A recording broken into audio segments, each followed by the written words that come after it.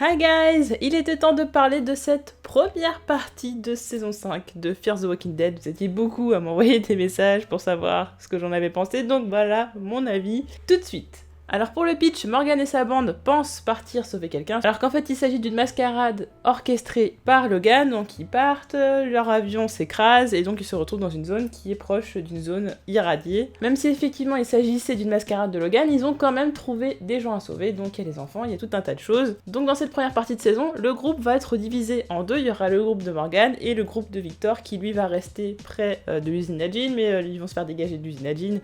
Donc ça va être tout un truc. Il va donc être question de repartir de cette zone et de repartir avec les enfants. Le problème, c'est qu'effectivement, on divise le groupe en deux, ce qui est un petit peu dommage parce que justement, ça prive de certaines interactions entre les personnages. Et le problème, c'est qu'on n'arrête pas là, puisqu'effectivement, on divise un groupe en deux, mais après, on le redivise en plusieurs parties, ce qui fait qu'on a des épisodes centrés sur certains personnages ou sur des duos, ce genre de choses. Et c'est le genre de truc que beaucoup de personnes n'apprécient pas. C'est le genre de choses qui rend les épisodes un peu trop longs parce que nous ce qu'on aime c'est l'interaction entre plusieurs personnages, on aime cet effet de bande que ce soit dans The Walking Dead ou dans Fear the Walking Dead et effectivement divisé en tout petits groupes à chaque fois, surtout qu'ils trouvent toujours une excuse pour que un tel ou tel personnage se retrouve seul ou en duo etc. Ils restent rarement ensemble, je trouve ça très très embêtant, c'est quelque chose qu'on n'aimait pas dans The Walking Dead et c'est quelque chose qu'ils ont fait. Donc dans les points négatifs, la plupart des choses que je vais évoquer ce sont des choses qu'on avait déjà reprochées à la saison 4 qui avaient saoulé les gens, qu'on avait aussi reproché dans The Walking Dead et qui se retrouvent donc dans cette première partie de saison. Première chose, les couleurs fades, on se retrouve toujours avec cette colorimétrie grise, là on enlève toute la saturation, côté gris c'est vraiment énervant, c'est pas joli, ça rajoute rien du tout de spécifique. Alors que dans les 3 premières saisons de Fear, on était quand même sur des couleurs chatoyantes, là on est toujours sur du gris depuis la saison 4, du moins depuis la timeline dans laquelle Morgan est arrivé et il y a beaucoup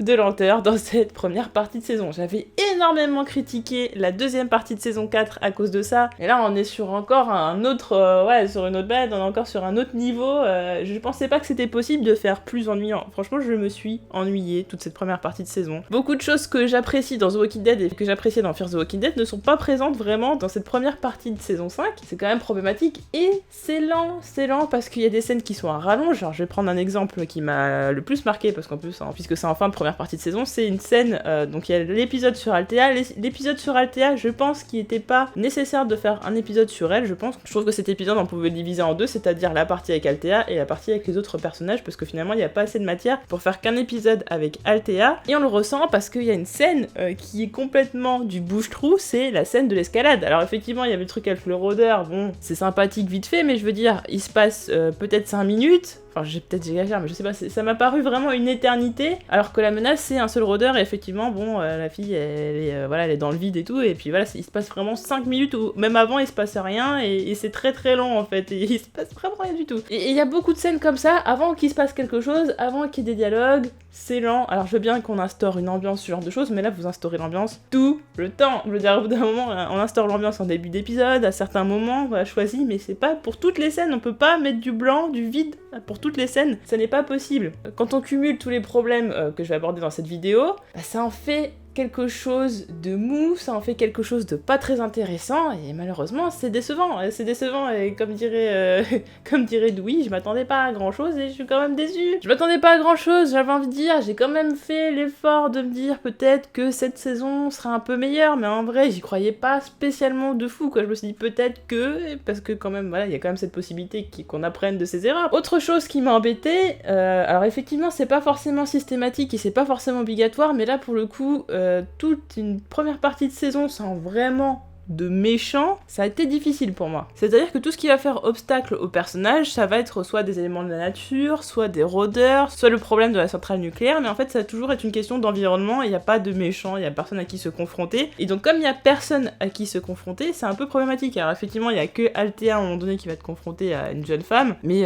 finalement il s'avère que c'est pas tellement une menace, mais en soi il n'y a que l'environnement qui est un obstacle dans cette première partie de saison, donc c'est un peu frustrant, du coup on n'a pas de méchant charismatique, On sait que la menace humaine va arriver en deuxième partie de saison, mais il se passe quand même 8 épisodes sans méchant, donc c'est quand même assez compliqué, Alors le point positif de ça, c'est qu'effectivement ça permet d'explorer des situations qui vont être inédites. C'est vrai que beaucoup de gens se posent la question, et moi y compris, bah oui, mais les centrales nucléaires, effectivement il y a personne qui gère, donc comment ça se passe? Est-ce que du coup les réacteurs vont tous rentrer en fusion, tout ça? Enfin d'ailleurs c'est problématique parce que finalement on a l'impression que tout le monde s'en fout que les réacteurs entrent en fusion, et qui se disent qu'ils ont juste à prendre l'avion pour au final que ce soit pas si grave, quoi. C'est un peu comme le nuage de Tchernobyl, ça touche pas voilà, ça s'arrête à la frontière de la France et ça va pas plus loin, quoi. Bon, la plupart des gens savent que quand même les radiations c'est quand même un énorme problème environnemental, quoi, enfin de santé publique, de tout. Mais si jamais les gens le savent pas, c'est dommage parce que ça tombe dans le timing où c'est peu de temps après la série Tchernobyl, donc au cas où il y avait des gens qui connaissaient pas et tout ça, enfin voilà, tout le monde sait, donc à un moment donné tu peux pas te dire je vais prendre l'avion et c'est pas grave, voilà, de toute façon les radiations elles vont pas nous toucher, au calme, YOLO, non, c'est pas réaliste, quoi. Donc au final, oui, vous explorez quelque chose d'inédit, vous essayez de répondre à une question à laquelle tout le monde se pose, mais en fait vous y répondez pas et au final c'est pas du tout réaliste et voilà. C'est un peu l'effet pétard mouillé comme dans la saison 4 avec oh là là, on va avoir des tornades de rôdeurs, etc., grosse tempête. Au final ça a pas été un truc de fou, ça a pas du tout eu l'effet escompté. Même le côté rôdeur irradié, vu qu'on est dans une fiction, j'imaginais peut-être ça un peu plus glauque. Bon d'accord, ok, faut pas qu'on les touche et puis Nana, voilà, elle prend une douche et puis c'est fini, enfin bon voilà, j'exagère, mais bon. Enfin voilà, je veux dire, c'est problématique, vite fait, c'est un peu dommage. J'étais peut-être partie un peu trop loin dans mon imagination, mais je trouve que finalement c'était pas si problématique, quoi. Même Alicia, elle avale du sang de rôdeur irradié. Bon, YOLO, ça va, elle a pas l'air d'être même dans le trailer de la prochaine partie de saison, elle a pas l'air d'avoir trop de problèmes, donc je me pose des questions. On introduit une nouvelle fois un personnage de The Walking Dead,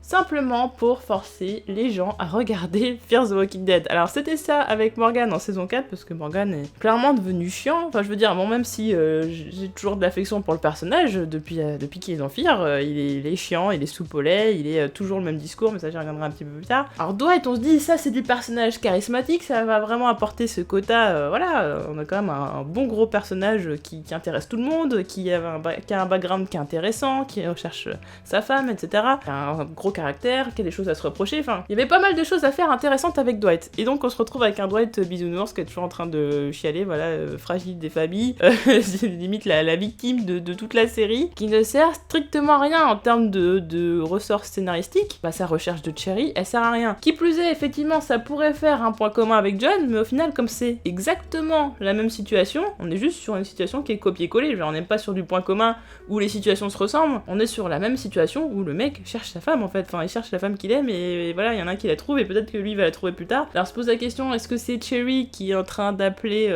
Talkie-Walkie qui appelle à l'aide, peut-être, ou peut-être qu'elle est morte, ou peut-être qu'on la verra dans une autre série, peut-être on va la retrouver dans The Walking Dead ou dans le spin-off ou je ne sais quoi. Dwight n'a servi clairement à rien, c'est une grosse déception parce que c'est un personnage que j'appréciais beaucoup dans The Walking Dead, c'est un personnage que j'adorais vraiment dans le comics et du coup j'en attendais beaucoup, l'acteur en plus est extraordinaire, et on n'en a rien fait. Autre personnage pour nous faire regarder Fear the Walking Dead saison 5, on a Daniel qui revient, Daniel Salazar, et on se dit bah voilà, ça va être quelque chose d'explosif avec Victor et tout ça, au final c'est réglé en un épisode. Bon, Daniel est gentil, etc. Qu'il soit gentil et tout, c'est pas le problème, mais le problème c'est que tous les personnages sont gentils, comme je disais, il y a pas de méchants, donc il y a pas d'espèce de balance, ce qui fait qu'on est clairement sur une première partie de saison totalement bisounours et redondante dans la thématique. On va vous sauver, voilà, on s'aime les uns les autres, etc. Voilà, peace and love, c'est trop, je veux dire, c'est pas réaliste, c'est beaucoup trop parce qu'il y a pas de nuance finalement, tout le monde est gentil, tout le monde est adorable, et la chef de groupe des enfants, à un moment donné, on sait pas trop, on se dit peut-être qu'elle va faire des trucs pas bien, et puis il y a Logan, et encore Logan, c'est en premier épisode et dernier épisode de la saison, et donc on se dit, Daniel, peut-être que voilà, on peut rester sur de grosses rancœurs avec Victor, et ça peut tourner mal, et même le mec il peut être insupportable, et voilà, enfin c'était un personnage qui était quand même, qui avait des nuances quoi, c'était un personnage dans le fond gentil, mais il pouvait changer vite d'humeur d'un épisode à un autre, et c'était intéressant. Bah Daniel, on le voit quasiment pas. Alors on le voit un épisode et demi, je crois, c'est ça, ou déçu parce qu'encore une fois, c'est un personnage avec du potentiel, et on n'en fait rien. Je ne comprends pas ce qui se passe dans cette saison, je ne comprends rien. Comme je disais, les thématiques sont redondantes, enfin les thématiques, il semble y en avoir qu'une seule, c'est-à-dire sauver les gens, donc Morgan veut sauver les gens, donc voilà, tel un gourou de secte, tout le monde aussi veut sauver les gens. On a fait toute la saison 4 pour en arriver à ce point-là à la fin de la saison 4, et donc dans la saison 5, on a l'impression que tous les personnages ont déjà évolué en saison 4 en fait. On a l'impression qu'ils sont déjà arrivés à l'apogée de leur évolution, fin de saison 4, donc on se dit mais en fait, qu'est-ce qui reste à développer chez ces personnages? J'ai l'impression on rajoute des petites problématiques, mais ce sont vraiment des problématiques qui sont minimes, voilà, des problèmes existentiels vraiment à 2 francs 50, qui au final s'ajoutent, qui sont pas vraiment cohérents. On se demande d'où ça sort, alors qu'au final on se rend compte que les personnages ont déjà évolué et que finalement il y a plus tellement de choses à leur faire faire. Il y a pas spécialement trop de remise en question, enfin ils en font mais c'est très en surface, c'est très superficiel. En fait je sais pas, en fait on essaie vraiment dans cette saison de jouer sur le côté émotionnel, parce qu'il y a de l'action, ok, il y a des rôdeurs, etc. Voilà, mais enfin de l'action, ça reste vraiment spécialement rôdeur, et encore c'est pas, y en a pas énormément non plus. Mais on joue vraiment sur le côté émotionnel, l'entraide et tout, faire passer un message. Il y a tout cette chose de communion dont on y arrive mieux, on arrivera à tout faire ensemble, tout ça, enfin voilà, mais c'est trop, comme je dis, voilà, c'est trop bisounours, parce qu'à côté y a rien, y a pas y a rien qui contrebalance avec ce message, y a rien qui fait vraiment position à part des problèmes, parce qu'il faut quand même le noter. Le fil conducteur du truc, c'est il faut qu'on répare l'avion, enfin faut qu'on trouve un avion ou qu'on répare un avion pour repartir, pour qu'on revienne là où on était. Donc ce qui fait qu'on est en fait dans une première partie de saison, on essaye de reconstruire un peu le puzzle. Sur 8 épisodes, c'est long, c'est affreusement long, donc des petites questions existentielles à 2 francs 50, des personnages qui ont déjà fini d'évoluer, pas de méchants, un puzzle à reconstituer. Sur 8 épisodes, c'est vraiment très long, c'est vraiment long. On va dire, oh là là, tu trouves que des trucs méchants et des trucs pas bien, mais bon, j'aurai des trucs positifs à dire par la suite, mais c'est long, hein. Ouais, c'est là où je me dis, encore une fois, et j'ai déjà dit, mais de nombreuses fois pour The Walking Dead, 16 épisodes, c'est bien trop long. Quand on n'arrive pas à gérer le dynamisme, quand on ne trouve rien à ajouter au scénario, il faut couper, il faut faire plus court, c'est pas possible. Alors oui, effectivement, on a le calendrier de diffusion et ça nous arrange bien pour la pub, etc. Mais si les gens au final regardent plus votre série, ça va être compliqué, parce que là, tous les gens qui râlent, j'ai pas vu quelqu'un qui avait dit quelque chose de bien. Les gens qui m'ont envoyé un message, ah bah moi j'ai pas aimé. Voilà, c'est compliqué quoi. Certaines personnes qui m'ont dit ça ont quand même plutôt bien apprécié la saison 4, beaucoup de gens étaient optimistes et tout, et au final sont déçus, donc il y a un gros problème quand même, hein. Autre chose, déjà qu'on a un puzzle à reconstituer et tout ça, il se passe toujours, comme par hasard, un truc qui fait que, oh bah non, on va pas pouvoir, et c'est toujours un truc vraiment tombé du ciel, on sait pas comment, voilà, c'est incohérent. Soit il y a quelqu'un qui va se perdre, qui va aller quelque part,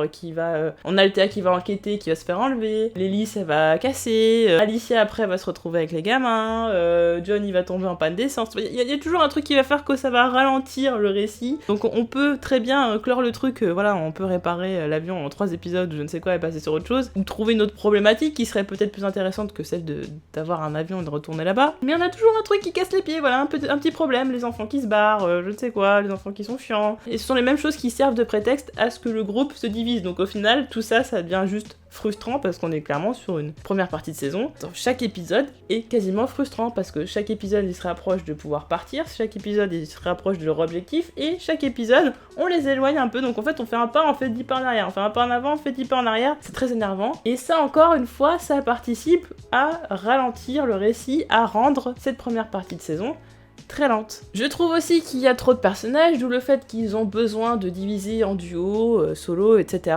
Et effectivement, on a des personnages qui servent toujours à rien. Sarah, Wendell, Luciana, ça c'est pour le côté poli, mais après, bon, je peux partir sur des personnages qu'on voit un petit peu, mais qui finalement, techniquement, servent pas à grand chose. Je veux dire, June, bon voilà, c'est l'infirmière et tout, mais je veux dire, ce qu'on a besoin d'avoir autant à l'écran, je veux dire, à chaque fois c'est toujours des phrases bateau qui sort, ok. John, beaucoup de potentiel, c'est un personnage que j'aimais beaucoup en première partie de saison 4. Je sais pas ce qu'ils font avec, il y a beaucoup de potentiel, mais il sert clairement à rien. Morgan, il est toujours dans son truc redondant et ennuyant. Alicia aussi, pareil, on pouvait faire plein de choses. C'est peut-être un des rares personnages où encore ça peut encore passer parce qu'elle est badass, etc.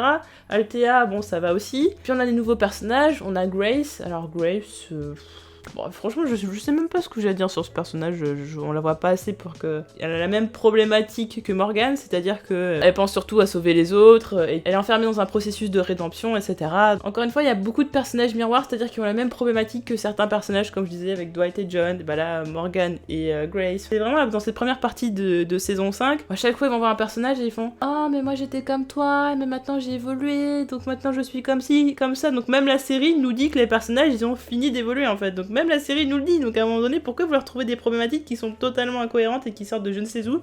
Je ne sais pas. Autre chose problématique, et de toute façon la liste est tellement grande, j'ai envie de dire, il y en a pas mal, il n'y a pas de dilemme moral. Il n'y en a pas vraiment dans le sens, il n'y en a pas de marquant comme on peut en avoir dans The Walking Dead. On a le choix de sauver telle ou telle personne, on a tel choix peut amener à des conséquences assez dingues. Je parle vraiment de gros dilemmes moraux, dans le sens où ça peut être limite, mais on n'a pas le choix de le faire parce que faut sauver les gens, etc.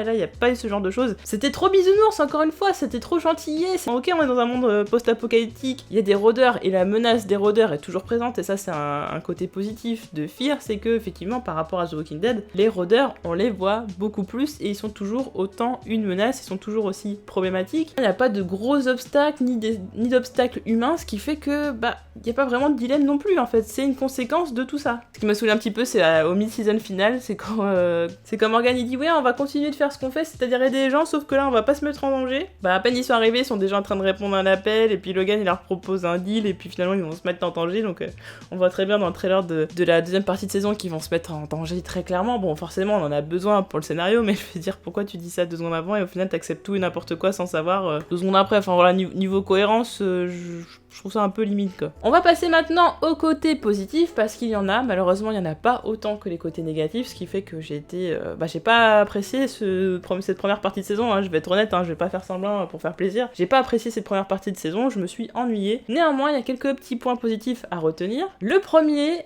et qui n'est pas des moindres, c'est qu'on en sait plus sur la communauté dans laquelle se trouve Rick. Rick était parti en hélicoptère, et donc on sait qu'il y avait le logo de l'hélicoptère, et il y a le même sur le logo de l'hélicoptère de la jeune femme qui s'appelle je ne sais plus comment. Bon, il y a les combinaisons, etc. Donc il est disséminé dans cet épisode pas mal d'indices, donc il faudra encore que je regarde et tout pour pouvoir capter certaines choses. Ça m'intrigue beaucoup et j'ai trouvé ça intéressant, mais par contre ça méritait pas un épisode entier pour cette intrigue là précisément. Mais ça le mérite quand même de faire le lien entre Fear the Walking Dead avec les films de Rick, autant ça je trouve ça malin. Mais je me pose toujours la question par rapport à la timeline, est-ce qu'on va essayer à un moment donné de rattraper The Walking Dead? J'ai l'impression que pour l'instant non, donc ça pose pas mal de questions. En tout cas, j'ai trouvé ça vraiment pas mal de nous disséminer des indices dans cette série. On va pas se mentir, j'ai quand même bien apprécié le retour de Daniel, même si effectivement on voit pas beaucoup dans cette première partie de saison, j'ai trouvé ça très frustrant. Je suis quand même très contente de le revoir, je suis contente évidemment de retrouver Dwight, mais je trouve que le faire revenir dans cette série, c'était finalement pas justifié pour ce qu'on en fait par la suite. En tout cas, ça fait quand même plaisir de revoir des personnages que j'ai beaucoup appréciés et que je pensais peut-être disparus pour très longtemps. Malheureusement, maintenant faut passer un petit peu à l'action quoi. Comme je disais, Fear the Walking Dead permet d'explorer des situations qui sont inédites, qu'on n'a pas explorées dans le comics, qu'on n'a pas exploré dans The Walking Dead, ni dans les jeux par exemple, donc on a des situations qui sont peut-être un peu uniques, malheureusement, comme je disais encore, on voit pas au fond des choses, c'est un peu dommage, mais au moins on nous présente un petit peu des cas de figure qui ne sont pas du tout banals, qui sortent un petit peu du lot. Je pense qu'il y a vraiment beaucoup de choses à faire pour les prochaines saisons et j'espère qu'on va... Showrunner ça va changer, que pas mal de choses vont changer, qu'on va faire vraiment un changement radical parce que là c'est plus possible, mais Fear a toujours été ce spin-off qui permettait justement de prendre des risques sur certaines choses, d'aller sur d'autres terrains. Et bizarrement, j'ai bien apprécié le groupe des enfants avec Annie, ses 2 frères et tout le reste du groupe. J'ai bien aimé leur background, c'est-à-dire l'histoire avec leurs parents, la zone irradiée, etc. Le fait qu'ils veuillent pas partir. Je trouve qu'on aurait peut-être pu encore plus exploiter le filon, mais je pense que c'est peut-être la chose la plus réussie de cette première partie de saison, c'est ce groupe d'enfants. Je trouvais ça intéressant. Effectivement, il y avait le groupe d'enfants dans The Walking Dead, mais c'était un groupe d'enfants qui était dirigé par une adulte, donc c'était encore autre chose. Là, on se retrouve avec des enfants qui sont confrontés à eux-mêmes. Alors effectivement, c'est pas hyper cohérent quand même qu'ils aient réussi à survivre, surtout de la façon dont ils le font. Enfin voilà, ils arrivent à accrocher des rôdeurs tout seuls avec les tripes et tout ça. Bon, j'ai un peu de mal à croire que ce soit possible. Ils ont même pas de balles dans leurs armes, mais personne les embête. Enfin, j'ai un peu de mal à croire que ce soit vraiment possible. Mais ce groupe d'enfants sauvages qui s'en sort, qui s'entraident et tout ça, j'ai trouvé ça chouette. Vraiment, c'était une très bonne idée. Donc j'espère qu'on en fera quelque chose d'intéressant par la suite. J'ai l'impression qu'Annie va devenir un personnage vraiment important, vraiment à part entière dans cette série. Mais ouais, c'était quelque chose de chouette. Après, comme j'ai dit, voilà, y a pas non plus 30 000 points positifs. Surtout, j'aurais pu avoir un peu d'espoir pour la deuxième partie de saison, mais quand j'ai vu le trailer, je me suis dit, mais le trailer est quand même vide, hein. Ce qui m'énerve le plus, on avait déjà émis tout un tas de réclamations par rapport à la saison 4, il y avait tout un tas de problèmes qui avaient été mis sur le devant de la scène, et malheureusement on a encore une fois pas écouté les fans, donc ça commence à être énervant. Autant The Walking Dead, on avait essayé d'écouter les fans et faire totalement l'inverse, et ça avait été trop, et ça avait été n'importe quoi, parce qu'on trouvait que la saison 7 était chiante, du coup ils ont fait une saison 8 qui était boum boum pow, n'importe quoi. Autant là ils ont réglé aucun problème, ils ont même pas fait l'inverse ou quoi, ils ont réglé vraiment aucun problème. Il y a même plus de problèmes que dans la deuxième partie de saison 4, je savais même pas que c'était possible. Je peux pas vous trouver des points positifs comme ça, alors alors que j'en vois pas en fait. Je vais pas les inventer pour faire plaisir. Je crache pas sur la série pour cracher sur la série et faire des vues ou je ne sais quoi. C'est pas du tout le but, vous le savez bien, j'ai toujours été honnête, j'ai toujours dit ce que je pensais. Voilà, la deuxième partie de saison 4, il y a plein de gens qui ont aimé, moi j'ai détesté, je l'ai dit très honnêtement, voilà, j'ai dit comme ça, j'ai pris plein de pouces rouges, des insultes, etc. Mais ça n'empêche pas que je vous dis ce que je pense. Je pense que de toute façon ce sera mieux en deuxième partie de saison qu'en cette première partie, mais je pense pas que ça va être quelque chose d'extraordinaire. On verra bien, après je peux me tromper. Et petit truc dont je voulais parler, c'est un truc qui m'a fait vachement rigoler parce que dans la critique de la deuxième partie de saison 4, j'avais vraiment râlé à mort par rapport à la bière. La bière, c'était cette espèce de running gag qui était un peu usant quoi, qui était n'importe quoi. Je me suis bien marrée quand j'ai vu qu'ils étaient en montgolfière avec la bière. Je me suis dit, mais encore la bière, encore, ils me font encore le coup, que c'est pas possible, vous allez jamais vous en débarrasser de cette putain de bière, c'est pas possible. Pour le coup, ça m'a fait rire parce que ça a pas duré longtemps, mais par rapport à comment ça m'avait saoulé en saison 4, je fais, mais non, encore quoi, again. Voilà pour mon avis sur la première partie de saison 4 de Fear the Walking Dead. Malheureusement, c'est pas glorieux. J'aurais préféré vous sortir une critique plus positive, malheureusement, ça sera pas le cas. Et j'en suis la première déçue. En tout cas, n'hésitez pas à me dire en commentaire ce que vous pensez de cette première partie de saison. Merci d'être respectueux, même si vous n'êtes pas d'accord avec moi. Bah, voilà, on peut débattre dans le respect sans aucun problème. N'hésitez pas à me dire tout cela et on se retrouve très vite pour d'autres vidéos. Salut!